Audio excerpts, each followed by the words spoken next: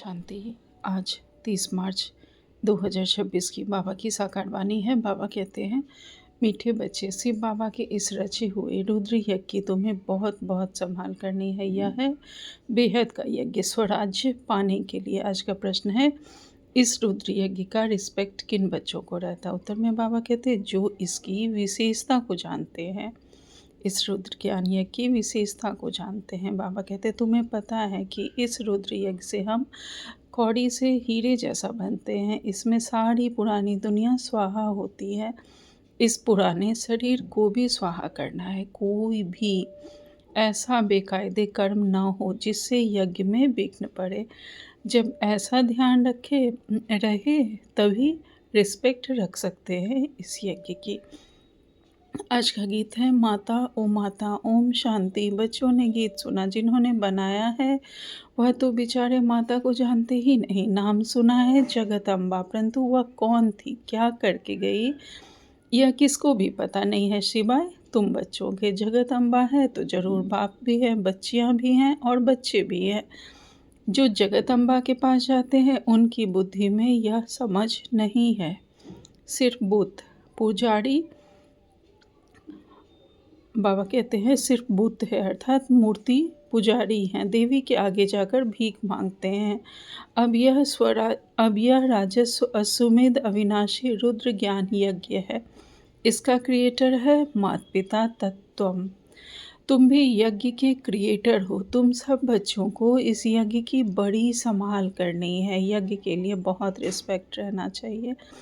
यज्ञ की पूरी संभाल की जाती है। यह है हेड ऑफिस, और भी ब्रांचेस हैं। मम्मा, बाबा और तुम बच्चे अपना भविष्य हीरे जैसा बना रहे हो इस यज्ञ द्वारा। तो ऐसे यज्ञ की कितनी संभाल और इज्जत रखनी चाहिए, कितना लव होना चाहिए। यह हमारी मम्मा जगत अम्बा का यज्ञ है। मम्मा बाबा का यज्ञ सो हमारा यज्ञ। यज्ञ की वृद्धि करनी होती है कि यज्ञ में आकर बहुत बच्चे अपने बाप से वर्षा लेवे। भल खुद नहीं ले सकते, खुद को फुर्सत नहीं है तो अच्छा औरों को निमंत्रण देना चाहिए। इसका नाम ही है राजस्व अश्वमेध ज्ञान यज्ञ, जिससे स्वराज्य मिलता है। इस यज्ञ में पुराने शरीर को भी स्वाहा करना होता है। बाप का बन जाना है। यज्ञ कोई मकान नहीं है, यह है बेहद की बात। जिस यज्ञ में सारी विश्व स्वाहा होनी है। आगे चल तुम देखना इस यज्ञ का कितना रिकॉर्ड रखते हैं। यहाँ बहुतों का रिकॉर्ड नहीं है। इतने यह सब यज्ञ के बच्चे हैं। बच्चे पैदा होते रहते हैं तो इस यज्ञ की कितनी इज्जत रखनी चाहिए, परंतु बहुत है जिसको कदर ही नहीं है। यह इतना बड़ा यज्ञ है जिससे मनुष्य कौड़ी से हीरे जैसा, भ्रष्टाचारी से श्रेष्ठाचारी बनते हैं। इसलिए बाबा कहते हैं, भल यज्ञ रचते हो, एक भी श्रेष्ठाचारी बना तो अहो सौभाग्य। इतने लाखों मंदिर आदि हैं, वहाँ कोई श्रेष्ठाचारी नहीं बनते। यहाँ तो सिर्फ 3 पैर पृथ्वी चाहिए। कोई आए तो एकदम जीवन सुधर जाए। कितनी इज्जत होनी चाहिए इस यज्ञ की। बाबा को बहुत लिखते हैं, बाबा हम अपने घर में खोले, अच्छा बच्चे भल यज्ञ भूमि बनाओ, कोई ना कोई का कल्याण तो होगा। इस यज्ञ की बहुत भारी महिमा है। यज्ञ की भूमि है जहाँ बच्चियाँ औरों का कल्याण करती रहती हैं। ऐसे यज्ञ का बहुत मान होना चाहिए, परंतु ज्ञान पूरा न होने के कारण इतना रिगार्ड नहीं है। यज्ञ में विघ्न डालने वाले बहुत हैं। यह शिव बाबा का यज्ञ है तो माँ बाप माता पिता इकट्ठे हैं। इन मम्मा बाबा से तो कुछ भी नहीं मिलता, बेहद के बाप से ही सब कुछ मिलता है। वह एक है। मम्मा बाबा कहा जाता है शरीरधारी को, निराकार को तो शरीर है नहीं। तो बाप कहते हैं, साकार का भी मुरीद मत बनो, माँ में कम याद करो। यह बाबा भी मुझे याद करते हैं, चित्रों में दिखाते। राम कृष्ण ब्रह्मा आदि उन सबको याद करते हैं। ऐसे है नहीं, वहाँ तो कोई याद करते नहीं है। उनको प्रारब्ध मिल गई, उनको याद करने की क्या दरकार है। हम पतित बने हैं, हमको ही पावन बनने के लिए याद करना है। महिमा एक की ही है, उनके सदके इनका मान है। तुमको कोई भी देहधारी को याद नहीं करना है, देहधारी से उनका परिचय मिलता है, लेकिन याद उनको करना है।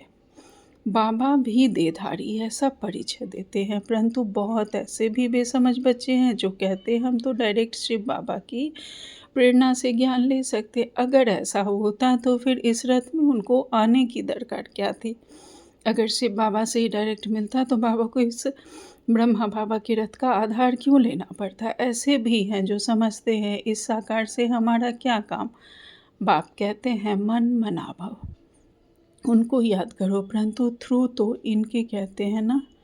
फिर नंबरवार रिगार्ड रखना होता है, रिगार्ड वही रखेंगे जो नंबरवार गद्दी पर बैठने वाले होंगे। मम्मा बाबा पहले बैठेंगे राजगद्दी पर, फिर उनको फॉलो करना है, बहुत प्रजा बनानी पड़े। पद भी बहुत ऊंचे, डरने की कोई बात नहीं है। एरोप्लेन में कोई नहीं चढ़ते हैं तो जैसे कि डरते हैं। कोई तो देखो चंद्रमा के ऊपर जाते रहते हैं, प्रैक्टिस की बात है ना, परंतु उनसे फ़ायदा कुछ भी नहीं होना है, यह तुम जानते हो। वह समझते हैं कि मून के ऊपर भी राजधानी बनाएंगे, परंतु यह कुछ भी होना नहीं है। डाउनफॉल है ना, डाउनफॉल और राइज को भी बच्चे समझते हैं, चित्र भी है। यह लक्ष्मी नारायण राज्य करते हैं। आज तो देखो भारत कितना गरीब है, यह तो रियल बात है। इन्होंने तो खुद ही लिखा है कि यहाँ सीढ़ी में दिखाना चाहिए, वहाँ महल, हीरो के महल चमकते हैं। यहाँ फिर कौड़ियाँ दिखानी चाहिए, आगे कौड़ियाँ चलती थी, गुरुद्वारों में कौड़ियाँ रखते थे। अब तो कोई पैसा भी नहीं रखते होंगे। सीढ़ी तो बहुत अच्छी है, इसमें बहुत कुछ लिख सकते हो। मम्मा बाबा के साथ बच्चों का भी चित्र हो और ऊपर में आत्माओं का झाड़ भी। नए नए चित्र रेडी होते जाएंगे, समझाने में भी सहज होगा। डाउनफॉल कैसे होता है, फिर राइज कैसे होता है। हम निराकारी दुनिया में जाकर फिर साकारी दुनिया में सतयुग में आते हैं। समझाने में बड़ा सहज है, समझते नहीं हैं तो समझा जाता है, तकदीर में ही नहीं है। ड्रामा को साक्षी होकर देखा जाता है। बच्चों को यज्ञ की बहुत रिस्पेक्ट होनी चाहिए। यज्ञ का एक पैसा भी बिगड़ पूछे उठाना, व माँ बाप की छुट्टी बिगड़ किसको देना, यह महान पाप है। तुम तो बच्चे हो, कोई समय भी कोई भी चीज़ मिल सकती है, जास्ती लेकर क्यों रखना चाहिए? सोचते हैं पता नहीं ना मिले तो अंदर रखने से वह फिर दिल खाती है, क्योंकि बेकायदे काम है ना। चीज़ तो तुम्हें कभी भी मिल सकती है। बाप ने कहा अंतकाल, अचानक कोई भी मर तो सकते हैं। तो अंत समय जो पाप किए होंगे वह कीचड़ पट्टी सब सामने आएगी। इसलिए बाबा हमेशा समझाते हैं अंदर में कोई दुविधा भी नहीं होनी चाहिए। दिल साफ होगी तो अंत घड़ी कुछ भी सामने नहीं आएगा। यज्ञ से तो सब कुछ मिलता रहता है। ढेर बच्चे हैं जिनके पास पैसे ढेर है, उनको कहते हैं जब दरकार होगी तब मंगा लेंगे। कहते हैं बाबा कभी भी ज़रूरत हो तो हम बैठे हैं। भल पवित्र नहीं रहते, खान पान की भी परहेज नहीं रखते, परंतु यह प्रण करते हैं बाबा हमारे पास बहुत पैसे पड़े हैं, ऐसे ही गुम हो जाएंगे, बीच में कोई खा जाएगा, इसलिए जब चाहिए मंगा लेना। बाबा कहते हम भी क्या करेंगे, मकान बनाना होता है तो आप पे ही आ जाता है। तो ढेर बच्चे बैठे हैं अपने घर में, तो ऐसे बच्चे भी ऊंच पद पा लेते हैं। प्रजा में भी कोई कम पद नहीं है। राजाओं से भी कई साहूकार बहुत धनवान होते हैं, इसलिए अंदर कोई ऐसा ख्याल नहीं करना चाहिए। तुम्हारा अंजाम है बाबा, आप जो खिलाएंगे, फिर भी उस पर नहीं चलते हैं तो दुर्गति हो जाती है। बाप आए हैं सदगति देने। अगर ऊंच पद नहीं पाएंगे तो दुर्गति कहेंगे ना, वहाँ भी बहुत साहूकार, कोई कम पद कोई ऊंच पद वाले तो है ना। बच्चों को श्रीमत पर पुरुषार्थ करना है, अपनी मत पर चलने से अपने को धोखा देते हैं। यह शिव बाबा का रचा हुआ ज्ञान यज्ञ है। इसका नाम ही है राजस्व अश्वमेध अविनाशी रुद्र ज्ञान यज्ञ। शिव बाबा आकर स्वराज्य देते हैं। किसकी तकदीर में नहीं है नाम वाला नहीं होना है, तो मुख से अच्छी अच्छी पॉइंट्स नहीं निकलती है। किसको समझाते नहीं तो कहेंगे नाम निकलने में अभी देरी है, जिस कारण समझाते समय मुख्य मुख्य पॉइंट भूल जाते हैं। यह भी समझाना चाहिए यह राजस्व अश्वमेध अविनाशी रुद्र ज्ञान यज्ञ है स्वराज्य पाने के लिए। बोर्ड पर भी लिख सकते हो यह यज्ञ, इस यज्ञ में पुरानी दुनिया सब स्वाहा हो जाती है, जिसके लिए यह महाभारत लड़ाई खड़ी हुई है।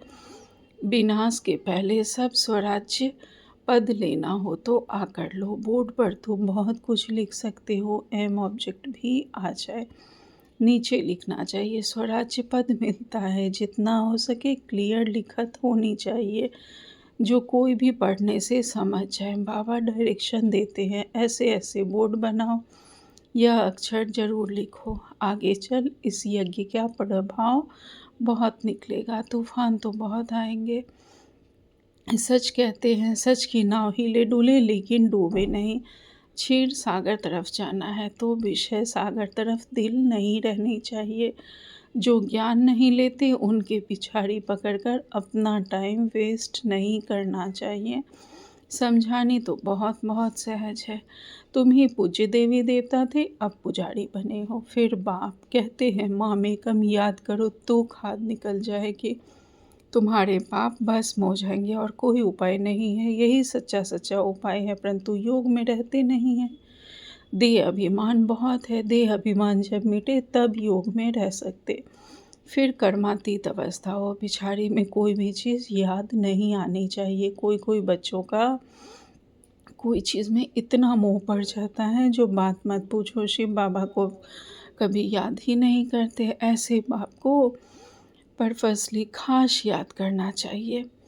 कहा जाता है हाथ काट दे दिल यार दे, ऐसे बहुत मुश्किल जो किसको याद रहता है, चलन से ही पता पड़ जाता है। यज्ञ का रिकॉर्ड नहीं रहता।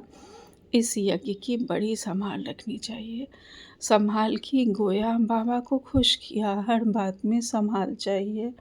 गरीबों की पाई पाई इस यज्ञ में आती है, जिससे वह पदमपति बनते हैं। माताएं जिनके पास कुछ भी नहीं है, 1-2 रुपया 8 आना यज्ञ में देती है, वह पदमपति बन जाती है, क्योंकि बड़ी भावना से खुशी से लाती है। बाप कहते हैं मैं ही हूँ गरीब निवास।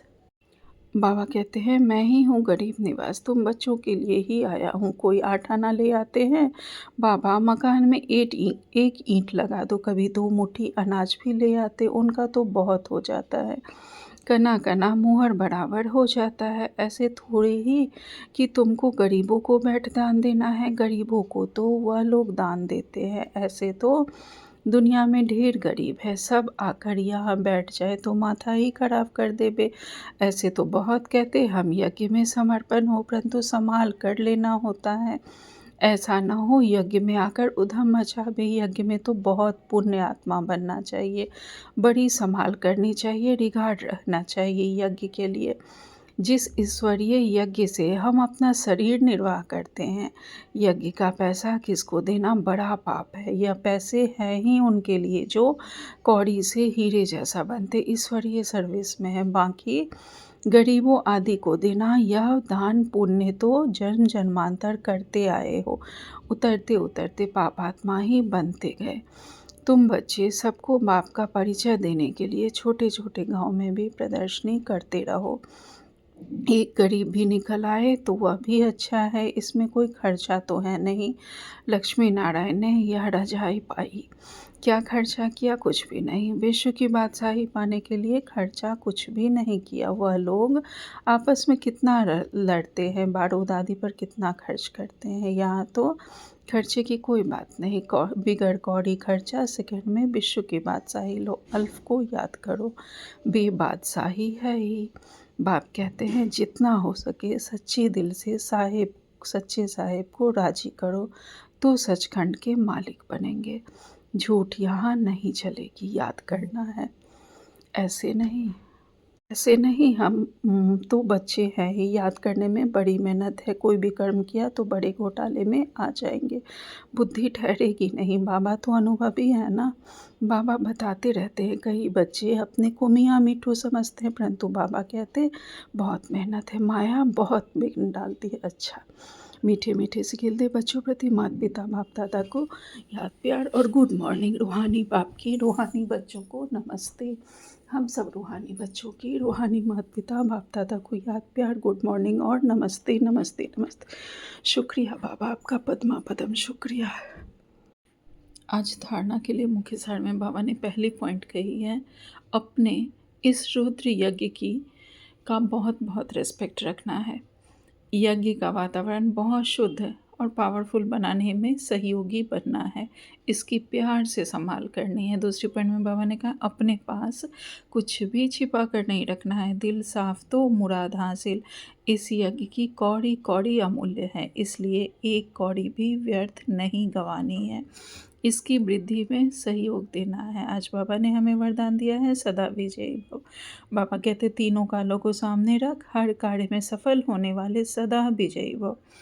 विस्तार में बाबा कहते, लौकिक रीति में भी जो समझदार होते हैं वह आगे पीछे सोच समझकर फिर कदम उठाते हैं। ऐसे यहाँ भी आप बच्चे जब कोई कार्य करते हो तो पहले तीनों कालों को सामने रखकर फिर करो। सिर्फ वर्तमान को नहीं देखो, बेहद की समझ धारण करो और विजयीपन के निश्चय के आधार पर, वह त्रिकालदर्शीपन के आधार पर हर कर्म करो, वह हर बोल बोलो, तब कहेंगे अलौकिक व असाधारण। स्लोगन में बाबा ने कहा है, हद के किनारों को छोड़ एक बाप का सहारा, एक बाप को अपना सहारा बना लो तो पार हो जाएंगे। आज का व्यक्ति सारे कई बच्चे समझते हैं, मैं स्वयं को जानता हूँ कि मैं ठीक हूँ, दूसरे नहीं जानते, दूसरे नहीं पहचानते। आखिर पहचान ही लेंगे, वह आगे चलकर देखना क्या होता है। यह भी ज्ञान स्वरूप याद स्वरूप आत्मा के लिए स्वयं को धोखा देने वाली अलवेलेपन की मीठी निद्रा है। जिन बच्चों के निश्चय का फाउंडेशन मजबूत है वह कभी छिप नहीं सकते, वे सदा निर्भय और निश्चिंत रहते हैं। अच्छा, ओम शांति। शुक्रिया बाबा।